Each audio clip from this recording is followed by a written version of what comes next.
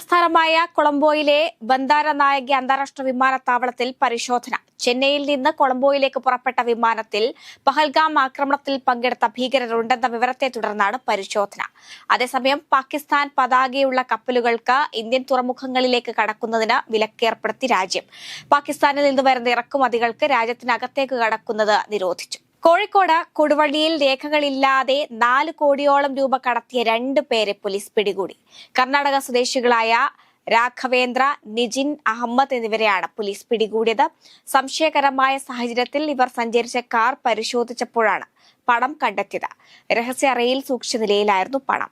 Kozhikode medical കോളേജിലുണ്ടായ തീപിടുത്തത്തിൽ സാങ്കേതിക അന്വേഷണം തുടങ്ങിയെന്ന് മന്ത്രി വീണ ജോർജ്.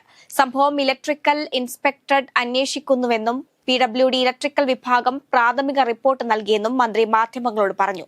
പോലീസ് ഫോറൻസിക് പരിശോധനയും നടക്കുന്നുണ്ട്. ഇന്നലെ രാത്രി 8 മണിയോടെയാണ് മെഡിക്കൽ കോളേജിലെ അത്യാഹിത വിഭാഗത്തിനടുത്ത് പുക ഉയർന്നത്. അപകടമുണ്ടാകുമ്പോൾ 151 രോഗികൾ ഉണ്ടായിരുന്നു.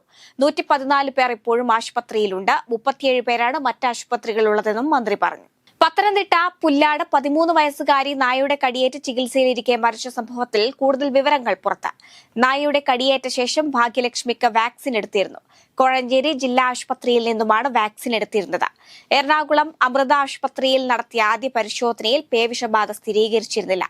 എന്നാൽ പിന്നീട് പബ്ലിക് ഹെൽത്ത് ലാബിൽ നടത്തിയ പരിശോധനയിൽ പേവിഷബാധ സ്ഥിരീകരിക്കുകയായിരുന്നു. വിഴിഞ്ഞം ഉദ്ഘാടന ചടങ്ങിലെ ഇരിപ്പിടത്തെ ചൊല്ലിയുള്ള പരിഹാസത്തിൽ CPMന് മറുപടിയുമായി BJP സംസ്ഥാന അധ്യക്ഷൻ രാജീവ് ചന്ദ്രശേഖർ. മുഹമ്മദ് റിയാസിനെ പരോക്ഷമായി പരിഹസിച്ചുകൊണ്ടാണ് രാജീവ് ചന്ദ്രശേഖറിന്റെ മറുപടി. താൻ നേരത്തെ വേദിയിലെത്തിയത് പ്രവർത്തകരെ കാണാനാണ്. അതിൽ കമ്മ്യൂണിസ്റ്റ് രാജവംശത്തിലെ മരുമകന് പ്രശ്നമുണ്ടെങ്കിൽ ഡോക്ടറെ കാണട്ടെ എന്നായിരുന്നു രാജീവ് ചന്ദ്രശേഖറിന്റെ പരിഹാസം. എത്ര വേണമെങ്കിലും ട്രോളിക്കോളൂ, ഈ ട്രെയിൻ വിട്ടുകഴിഞ്ഞു, മരുമകന് വേണമെങ്കിൽ ഈ ട്രെയിനിൽ കയറാമെന്നും രാജീവ് ചന്ദ്രശേഖർ കൂട്ടിച്ചേർത്തു.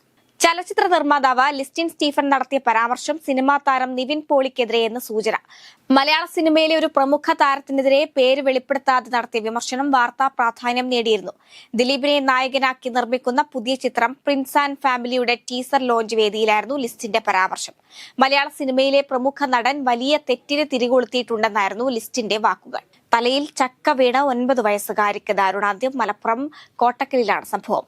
പറപ്പൂർ സ്വദേശി കുഞ്ഞലവിയുടെ മകൾ ഐഷ തസ്ലിനിയാണ് മരിച്ചത്. വീട്ടുമുറ്റത്ത് കളിക്കുന്നതിനിടെയായിരുന്നു അപകടം. ഉടൻ കോട്ടക്കലിലെ സ്വകാര്യ ആശുപത്രിയിൽ എത്തിച്ചെങ്കിലും ജീവൻ രക്ഷിക്കാനായില്ല. ഇന്ത്യയുടെ വടക്കുകിഴക്കൻ സംസ്ഥാനങ്ങളെ സംബന്ധിച്ച് വീണ്ടും വിവാദ പരാമർശവുമായി ബംഗ്ലാദേശ് ഇടക്കാല പ്രധാനമന്ത്രി മുഹമ്മദ് യൂനസ് സർക്കാരിലെ ഒരു മുതിർന്ന ഉദ്യോഗസ്ഥനാണ് വിവാദ പരാമർശവുമായി രംഗത്തെത്തിയിരിക്കുന്നത്.